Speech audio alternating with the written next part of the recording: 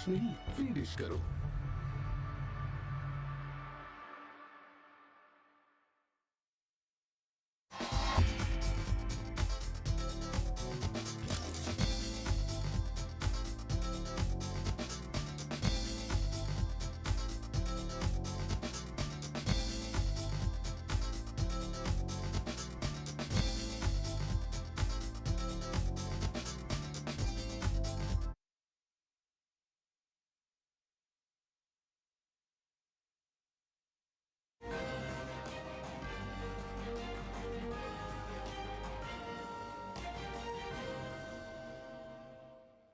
आदाब नाज़रीन, खबरनामे में आपका इस्तकबाल है। मैं हूं रेशमा आपके साथ। आइए नजर डालते हैं इस वक्त की हेडलाइंस। वज़ीर आज़म नरेंद्र मोदी ब्राजील में 17वीं ब्रिक्स सरबराह इजलास में होंगे शामिल। रियो डी जेनेरियो में वज़ीर आज़म का हुआ शानदार इस्तकबाल। भारतीय बिरादरी में नजर आया जोश व खरोश।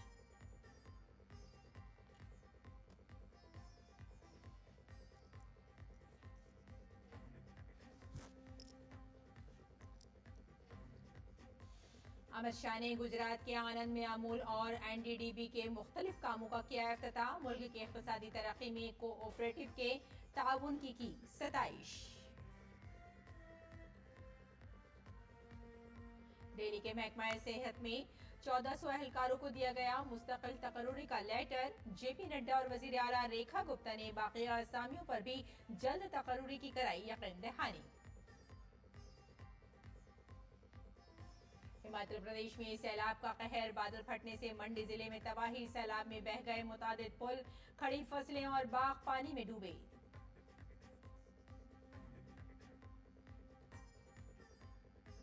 मुल्क भर में अकीदत के साथ मनाया जा रहा है यौम आशूरा। बातिल के खिलाफ डट जाने, कुर्बानी और हक परस्ती का इस्तिआरा है आज का दिन। वजीर आजम नरेंद्र मोदी ने हजरत हुसैन को पेश किया खराज अकीदत।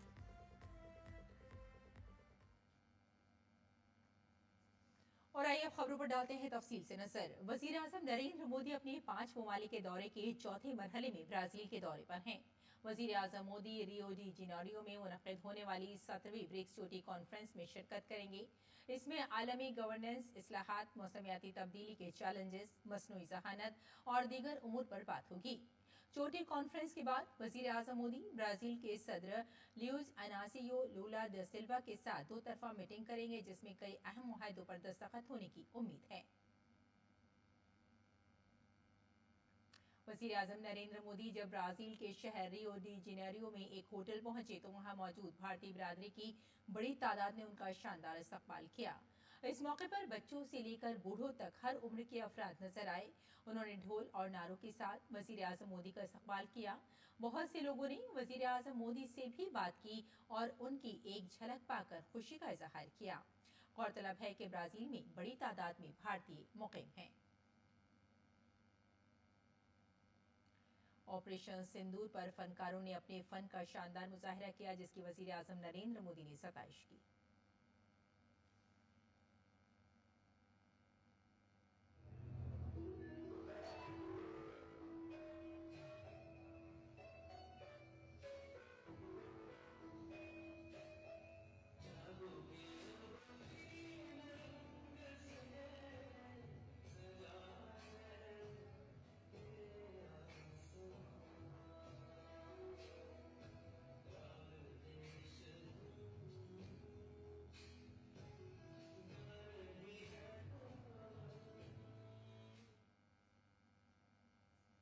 ब्राजील में नौजवानों के एक ग्रुप को देखकर अंदाजा हुआ कि यहाँ के लोगों को भारतीय सकाफत में कितनी दिलचस्पी है।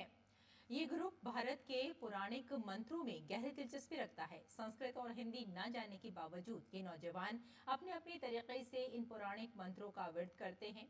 आप भी देखें कि ये नौजवान किस तरह पूरी अकीदत के साथ गायत्री मंत्र का विर्द कर रहे हैं।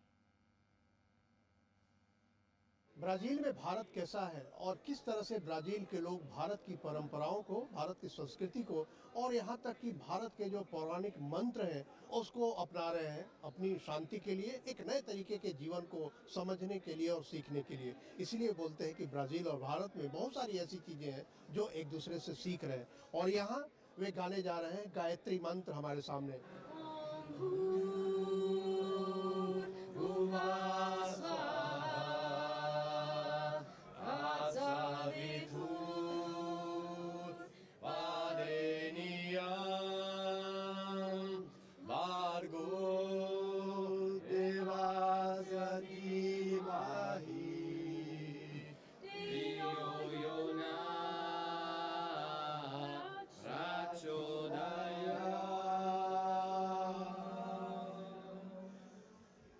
तो ये लोग गायत्री मंत्र जानते हैं, गायत्री मंत्र पढ़ते हैं और गायत्री मंत्र को अपने अंदर उतारने की कोशिश करते हैं।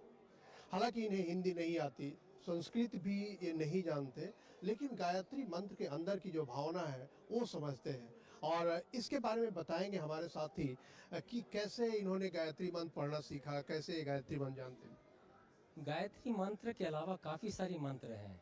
वो मुझे ये आश्चर्य होता है कि उनको शायद मीनिंग ही पता नहीं है, बस जिस तरह से गाते हैं ना, तो लगता है जैसे रोंगटे खड़े हो जाते हैं, बिल्कुल फील करके गाते हैं। How do you learn to practise it?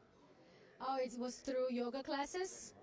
And the first time that I already chanted at home, but the first time that I chanted in front of other people was in a kirtan. So I had this practice for many years, joining kirtan movements in my cities, and also my daily practice, which is singing mantras every day. How did you come in contact with Kirtan group?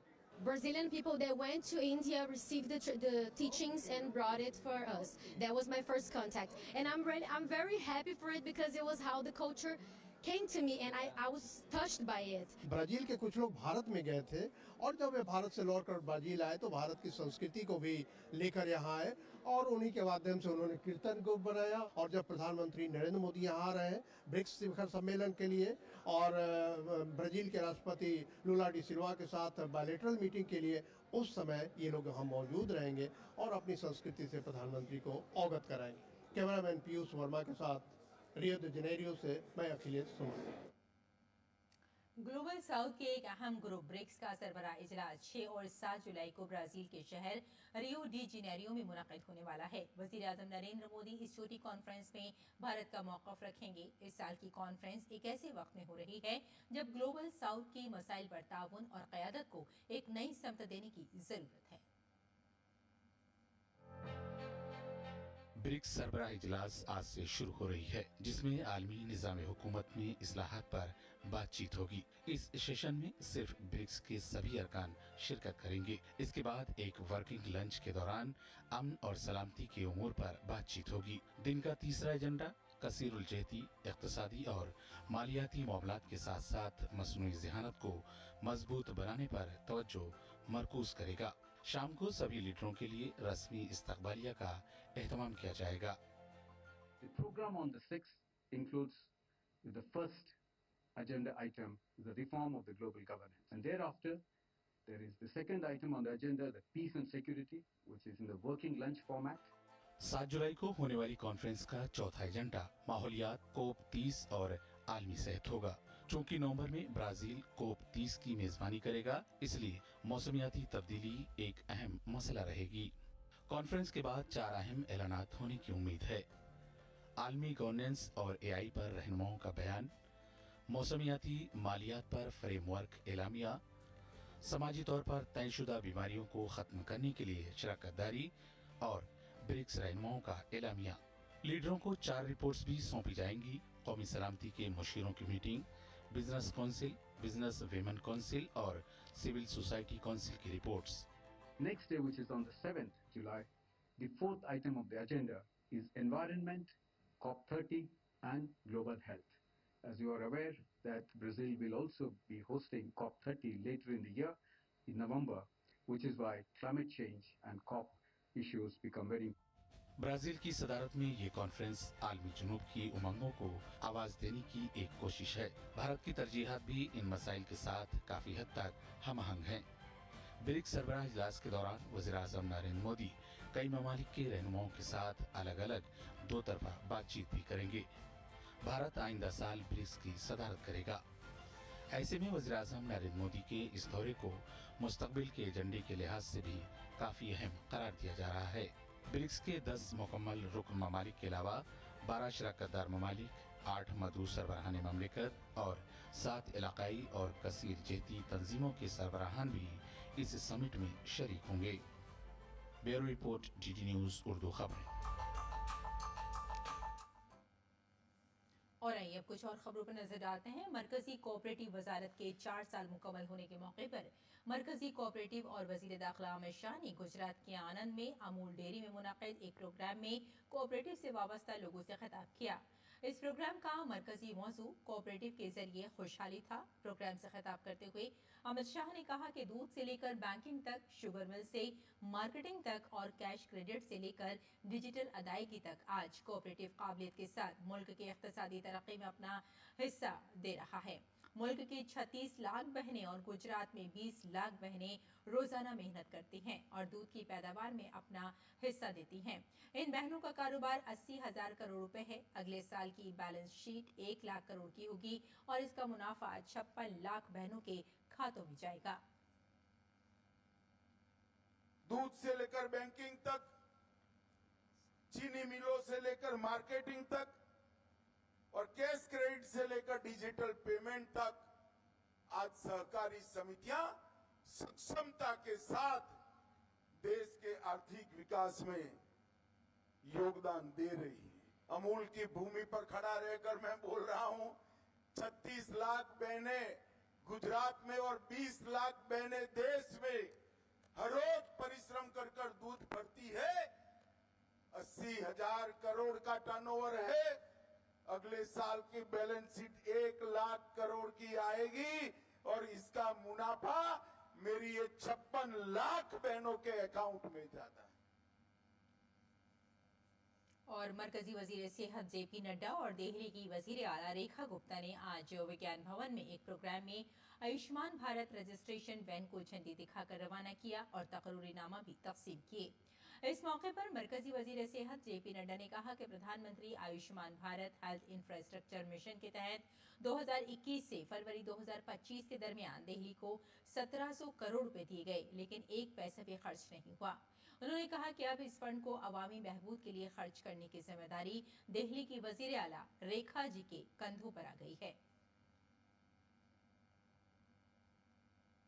Ayushman Bharat, प्रधानमंत्री Ayushman Bharat health infrastructure mission, जो 2020-21 से प्रारंभ हुआ और जिसके अंत 2025 के अंत में हो जाएगा, 26 के मार्च में, उसमें हमने 1700 करोड़ रुपए दिए हुए थे। 1700 करोड़ 21 से लेकर के 20 फरवरी 2025 तक एक पैसा नहीं खर्च हुआ। और अब ये रेखा जी के कंधों पर बड़ी भारी जिम्मेवारी आई है कि उनको अब 8 महीने के अंदर ये 1700 करोड़ रुपए खर्च करके दिल्ली की जनता के लिए लगाना।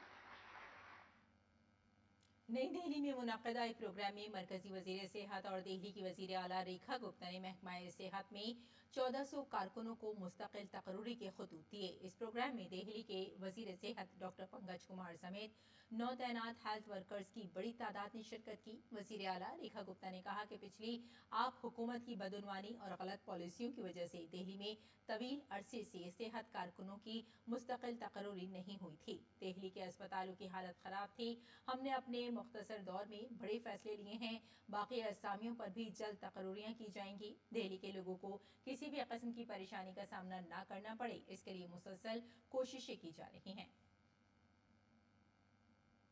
दिल्ली सरकार के इतिहास में परमानेंट नर्सिंग स्टाफ के अपॉइंटमेंट लेटर सरकार के द्वारा बांटे गए हैं। वर्षों से स्टाफ की कमी के कारण दिल्ली के अस्पताल बेतरतीब चल रहे हैं। ना डॉक्टर, ना नर्सिस, ना पैरा मेडिकल स्टाफ। आज सरकार ने इन वैकेंसीज की भर्ती के लिए जिस तरीके से इतने छोटे अपने कार्यकाल में बड़ा प्रयास किया और लगभग 1400 नर्सिस को आज अपॉइंटमेंट लेटर दिए गए। इसके साथ ही बाकी की वैकेंसीज पे भी सरकार जोरों से काम कर रही है। दिल्ली की वजीर आला रेखा गुप्ता ने आनंद विहार में मुनक्किद खून के अतिया कैंप का मुआयना किया। इस दौरान वजीर आला रेखा गुप्ता ने लोगों से खून का अतिया की मुहिम से जुड़ने की अपील की।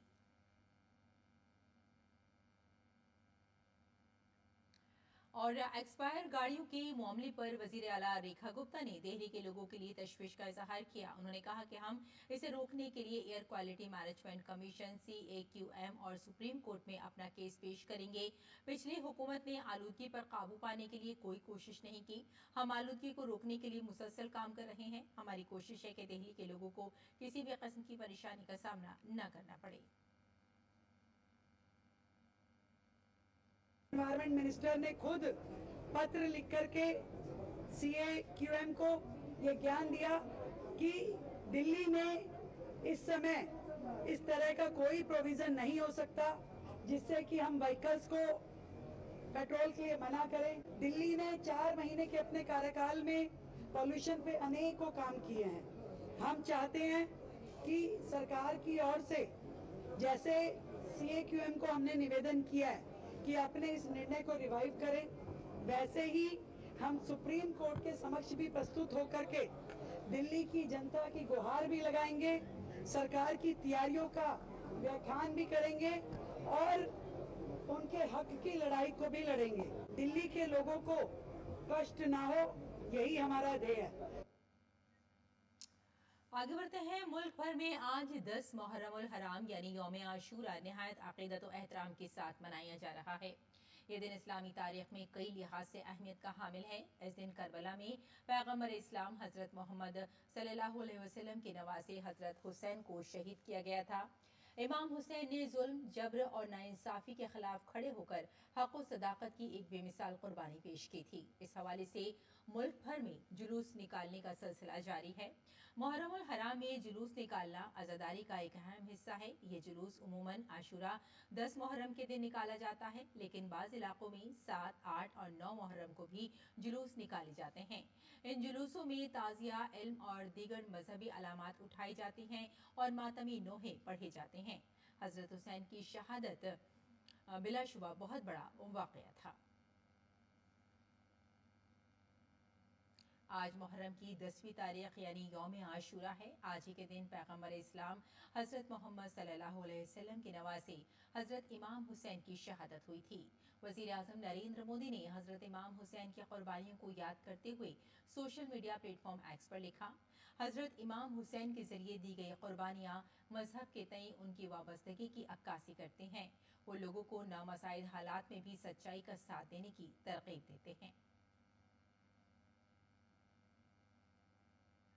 जम्मू कश्मीर के लेफ्टिनेंट गवर्नर मनोज सिन्हा ने श्रीनगर में मुहर्रम के जुलूस में शिरकत की।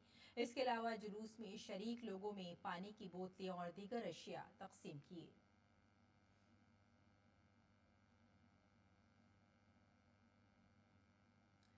अगली खबर का रुख करते हैं। हिमाचल प्रदेश में बादल फटने के वाकयात रुकने का नाम नहीं ले रहे हैं।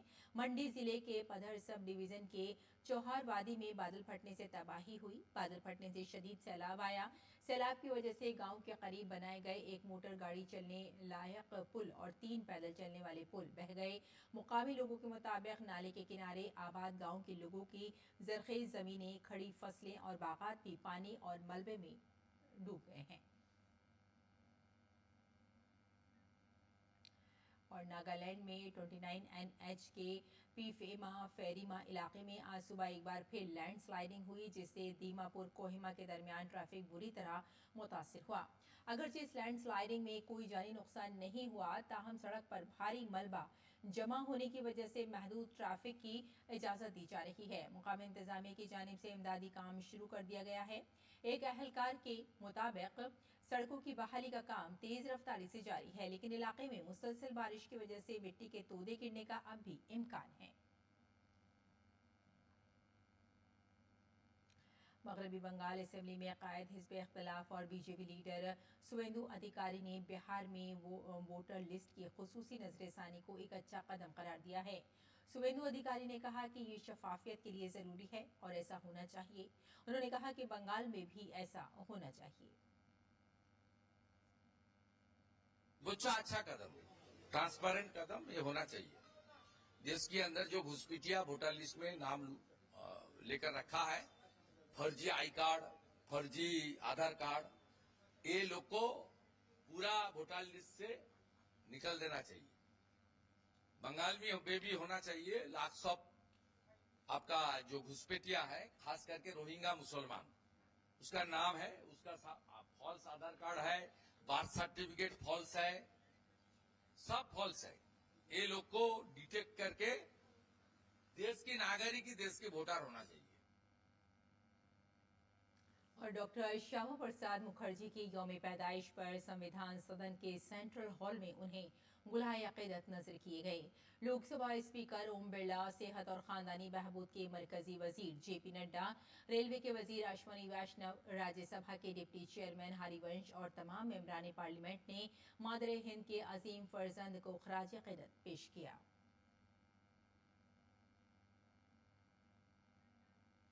वज़ीर आज़म नरेंद्र मोदी ने डॉक्टर श्यामा प्रसाद मुखर्जी को 124वीं यौम पैदाइश पर खराज अक़ीदत पेश किया है। सोशल मीडिया प्लेटफॉर्म एक्स पर वज़ीर आज़म ने लिखा, कौम के अजीम फर्जंद डॉक्टर श्यामा प्रसाद मुखर्जी को उनकी यौम पैदाइश पर दिली खराज अक़ीदत। मुल्क की इज्जत और वक़ार की हिफाजत के लिए उन्होंने अपनी जान का नजराना पेश किया। उनकी नज़रियात और उसूल तरक्की याफ्ता और खुद इन्हिसार भारत की तामीर में कीमती हैं।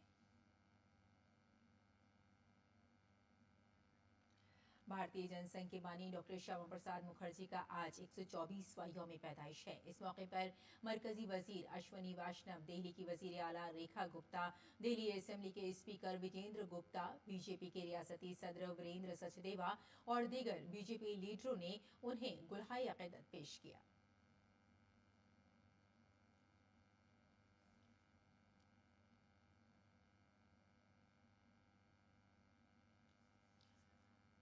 और आइए आगे बढ़ते हैं, अगली खबर पर नजर डाल लेते हैं। खिलौने न सिर्फ बच्चों के लिए तफरीह का सामान फराहम करते हैं, बल्कि अब भारत की मईशत का भी बड़ा हिस्सा बन रहे हैं। ये दिल्ली में मुनक़िद होने वाली 16वीं बैनुल-अक़वामी खिलौना एक्सपो में दिखाई दे रहा है, जहां डिजाइनर्स, मैन्युफैक्चरर्स और खरीदारों की एक बड़ी तादाद शिरकत कर रही है, जो मुस्तकबिल के स्मार्ट खिलौनों के साथ इस शोबों में उभरते हुए भारत की तस्वीर भी पेश कर रहा है। हमारे नामानिगार अजय द्विवेदी की ये रिपोर्ट देखें।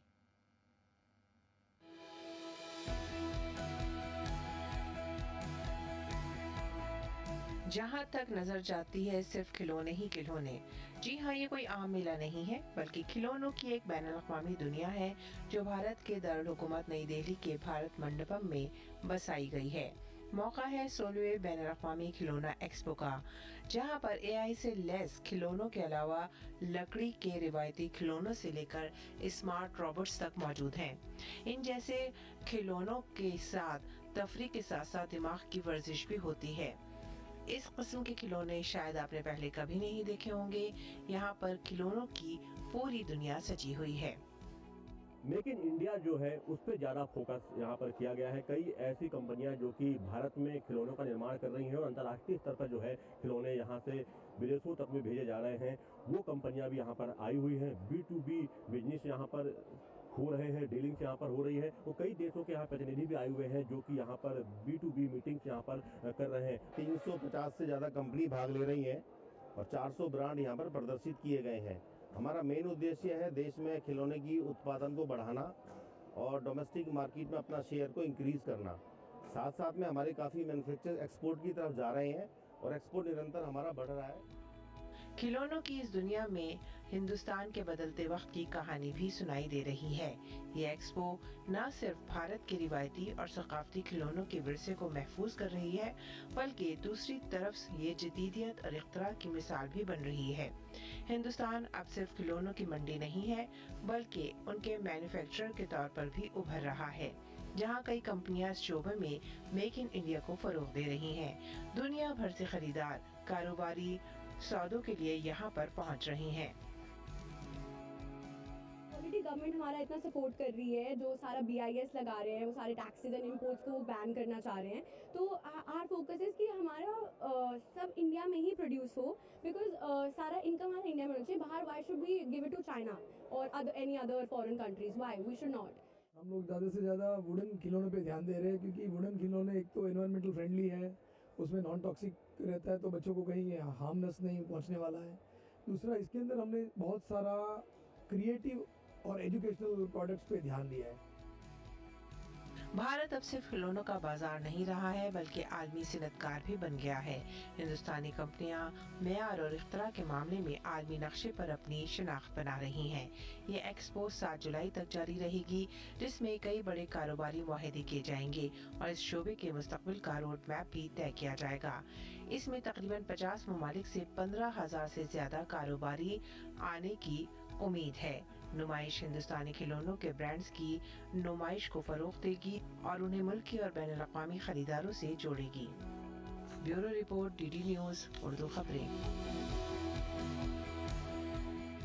इंडियन टॉयज इंडस्ट्री लगातार ग्रोथ कर रही है। अगर बात की जाए तो वर्तमान में करीब 2.5 बिलियन अमेरिकी डॉलर का यह व्यापार 2034 में करीब 7 बिलियन अमेरिकी डॉलर तक पहुंचने का अनुमान है। सरकार की नीतियों का परिणाम है कि पिछले 5 सालों में खिलौना उद्योग में 40% की ग्रोथ दर्ज की गई है और कई मेक इन इंडिया कंपनियां जो हैं वो इस सेक्टर में लगातार आगे बढ़ रही हैं। कैमरामैन अरमान खान के साथ अजीत द्विवेदी, डीडी न्यूज़, भारत मंडपम, नई दिल्ली। और खेल की खबरों में बर्मिंघम टेस्ट में भारत ने इंग्लैंड के सामने जीत के लिए 608 रन का हदफ दिया है। आज मैच का 5वां और आखिरी दिन है। फिलहाल बारिश की वजह से खेल शुरू नहीं हो सका। इससे कबल चौथे दिन का खेल खत्म होने तक इंग्लैंड ने 3 विकेट के नुकसान पर 72 रन बना लिए थे। हैरी ब्रॉक 15 और ओली पोप 24 रन बनाकर बल्लेबाजी कर रहे थे। अब भारत को मैच जीतने के लिए 7 विकेट की जरूरत है। इसके साथ ही इंग्लैंड को ये मैच जीतने के लिए मजीद 536 रन बनाने होंगे। इंग्लैंड की टीम सीरीज का पहला टेस्ट जीतकर सीरीज में 1-0 की बढ़तरी हासिल किए हुए है। तो खबरनामे में फिलहाल इतना ही। इजाजत दी, आदाब।